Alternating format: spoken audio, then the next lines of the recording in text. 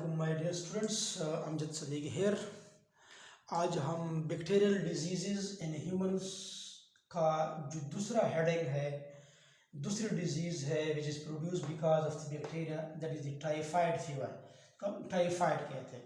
अब टाइफाइड जो होता है बेसिकली क्या होता है, अगर आप में से किसी को टाइफाइड हुआ हो तो ये बहुत ही ख़तरनाक बीमारी है, बड़ी सीवियर डिजीज़ है जो टाइफाइड की जो बीमारी है। इसी बीमारी में बेसिकली अगर आप देखें, इसमें कौन से बैक्टीरिया जो होते हैं उसमें इन्वॉल्व होते हैं, तो इसके बारे में हम डिस्कस करेंगे। तो सबसे पहले इसमें एक रॉड शेप बैक्टीरिया है, लाइक अ पेन, इस तरीके से like a marker rod shape होता है, और ये भी ग्राम नेगेटिव बैक्टीरिया है। और उस बैक्टीरिया का नाम क्या है, that is the salmonella typhi. Salmonella typhi एक बैक्टीरिया का नाम है, एमसीक्यूज में भी आ सकता है, ठीक है।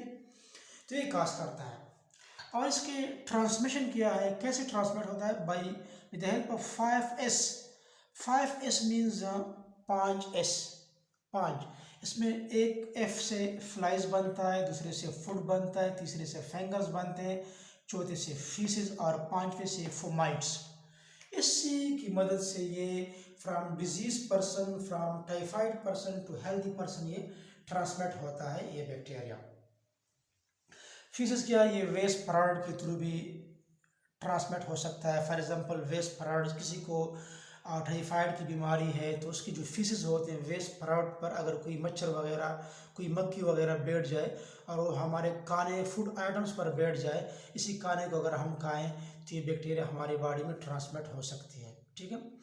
इस तरीके से फोमाइट्स, फोमाइट क्या होता है, any substance which transmit the bacteria from infected one two the healthy one. कोई भी सब्सटेंस हो सकता है, और फीस हो, खुराक हो, कोई बर्तन वगैरह हो, कोई भी चीज़ हो सकता है। मक्खियाँ, जो मैंने इधर बता दिया, ये मक्खियाँ जो होती है मुख्तलिफ़ चीज़ों पर बैठती है, पानी पर, गंदे पानी पर या खुराक पर, फीसिस पर, तो ये जो इन्फेक्टेड है इससे हेल्दी में ट्रांसमिट कर सकते हैं। खुराक, फूड से भी, फूड पर अगर मक्खियाँ वगैरह बैठ जाए या कोई फूड का प्रॉपर कोई बंदोबस्त ना हुआ हो, कोई प्रॉपर फ्रेश फूड ना हो, राटन हो, राटन चीज़ों से बनाया गया फूड हो, तो इसमें भी ये चांसेस हो सकते हैं। फंगस, आप अपने हाथों को, आप टॉयलेट जाते हैं, आपको ये बीमारी है, तो आप अपने वॉशरूम में इस्तेमाल करने के बाद अपने हाथों को आप साबुन से ज़रूर प्रॉपरली धोया करो। अब इसकी डायग्नोसिस, तशख़ीस हम इसकी किस तरह करते हैं। वाइडल टेस्ट या वाइडल एक साइंटिस्ट का नाम था, उसकी नाम उसने सबसे पहले इसको किया था, दैट्स वाई इसको हम वाइडल टेस्ट कहते हैं, या वाइडल एंड टाइफाइड टेस्ट भी कहा जाता है, जो टाइफाइड के लिए होता है, फॉर डायग्नोसिस, तशख़ीस के लिए। जब आप किसी पर्सन को आप डायग्नोस करते हैं, ठीक है, कि इसमें क्या है, इसके आप ब्लड को टेस्ट करते हैं, उसमें आप इसी पैथोजन को देखते हैं। जब आपको पता चल जाता है तो मीन आप एक पेशेंट को डायग्नोस कर जाते हैं कि इसको फलाना बीमारी है, ठीक है।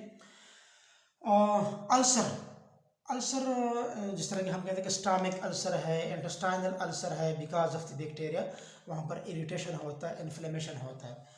ब्लड इन द स्टूल्स, जो वेस्ट होते हैं उसमें ब्लड होता है, बिकॉज ऑफ सल्मोनेला जो होता है, आपका इंटेस्टाइन सिस्टम जो होता है वो इन्फेक्ट होता है, इसके नतीजे में ब्लीडिंग आता है बाय वेस्ट के साथ।